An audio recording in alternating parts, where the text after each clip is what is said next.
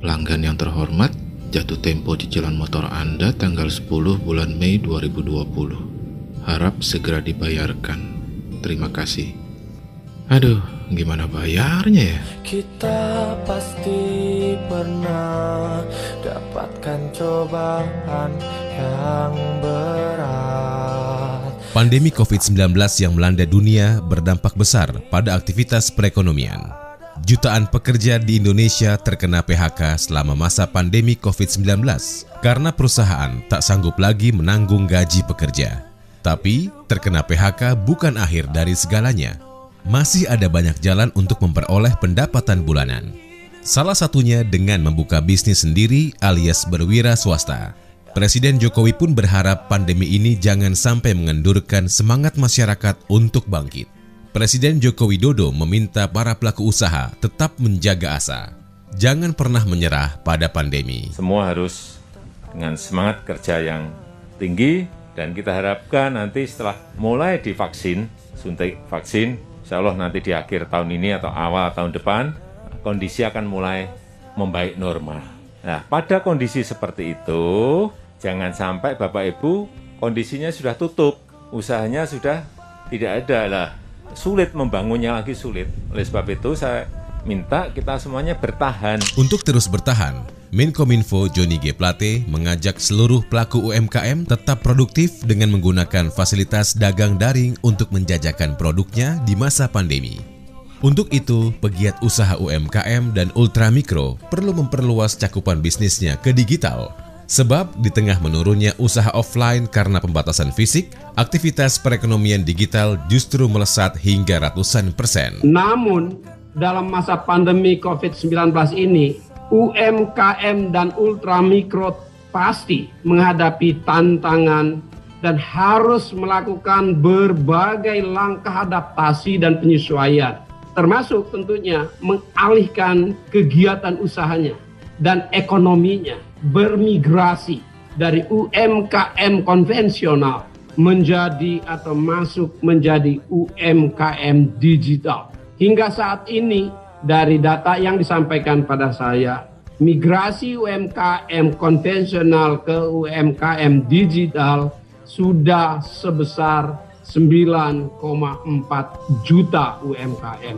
Untuk memicu jalannya roda perekonomian Indonesia, di bawah leadership Presiden Bapak Joko Widodo, pemerintah terus berusaha mendorong pertumbuhan UMKM dan ultramikro kita agar mampu menghadapi tantangan di saat pandemi COVID-19 ini melalui gerakan nasional Bangga Buatan Indonesia. Digital Business Consultant Tuhu Nugraha mengatakan terdapat beberapa sektor bisnis rintisan atau startup yang berpeluang populer dan menguntungkan di saat ini. Tuhu menyarankan para wirausahawan tidak menunggu lama untuk berpindah ke bisnis daring. Jadi balik lagi, teknologi yang kita punya ini, digital yang kita punya, internet yang kita punya, itu tinggal pilihan kita mau ngapain gitu. Bahkan dari WhatsApp yang kita punya pun, itu kita punya pilihan. Kita yang menentukan, kita mau ngapain dari WhatsApp yang kita punya. Nah, kalau kita tidak melakukan itu, dan tadi seperti di awal bahwa pengantarnya ini dalam keadaan pandemi seperti ini, Anda kalau cuma mengeluh, Anda nggak akan kemana-mana. Bisa bilang seperti itu. Tapi apa yang terjadi ketika PSBB datang, jedar, nggak punya duit sama sekali karena semuanya tutup. Mallnya tutup semuanya kan, nggak bisa ngapa-ngapain, nggak bisa jualan.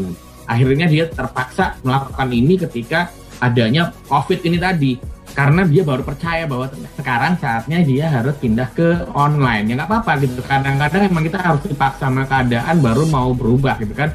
Tapi apalagi ini COVID beneran deh. Setelah ini jangan nunggu-nunggu. Karena kalau Anda nunggu, konsumennya sudah pindah, Andanya ketinggalan gitu. Nanti dia diambil sama orang-orang baru yang bisa menangkap peluang-peluang itu tadi. Saya percaya saya bisa mencapai impian. Saya bisa mengambil tindakan. Saya bisa bangkit dari kegagalan. Saya bisa. Saya bisa dengan doa. Saya bisa dengan usaha. Saya harus bisa untuk keluarga, bangsa, dan negara. Saya pasti bisa. Peluang bisnis daring untuk bertahan di tengah situasi sulit pandemi ditangkap dengan cerdik oleh Anissa.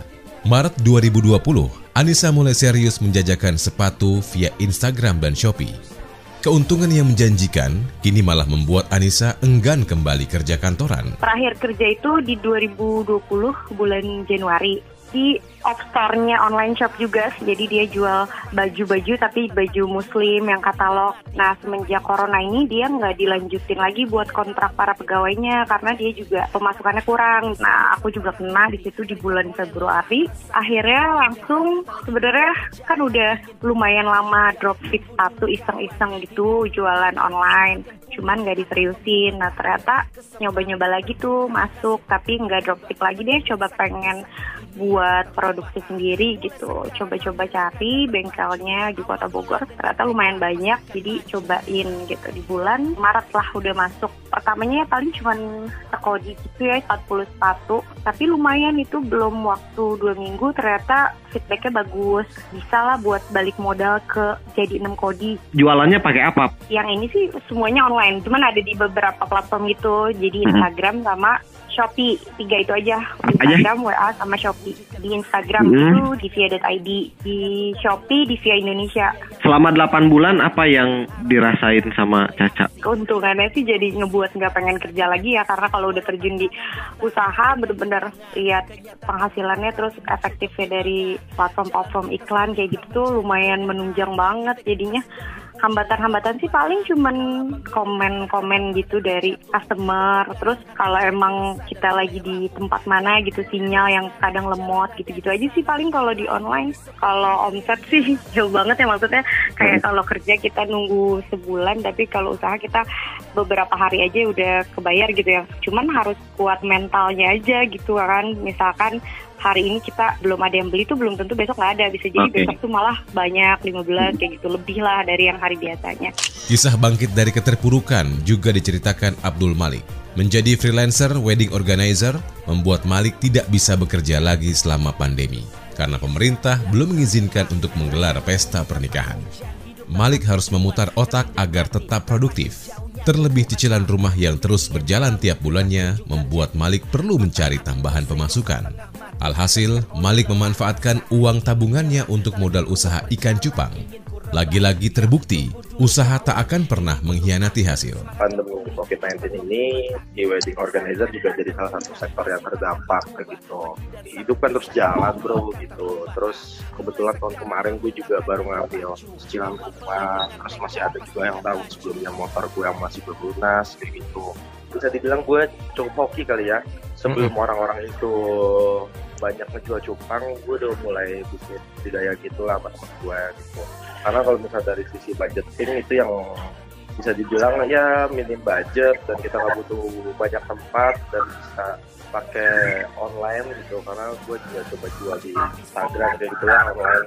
Ya alhamdulillah cukup lah buat cicilan rumah gue, motor gue, gitu, buat keluarga gue gitu. Semoga pandemi ini juga cepat berakhir gitu buat teman-teman semua yang masih survive, yang masih belum tahu gitu. Maksudnya belum tahu tuh buat ngasilin duitnya kayak gimana lagi. Ya kalau dari gue sih yang ngerasain itu ya please kita bisa muter otak kok kayak gitu, yang udah nggak ada gengsi lagi sih mau jualan apa gitu. Yang penting melihat selama itu halal gitu. Itu menurut gue fan-fan aja buat dilakuin dalam keadaan sekarang ya. Pandemi COVID-19 bukan alasan untuk tidak produktif. Meskipun virus corona berhasil meluluh lantakkan pundi ekonomi, asa tetap harus dijaga. Dengan saling bantu, bersama kita pasti bisa bangkit menuju masyarakat yang produktif.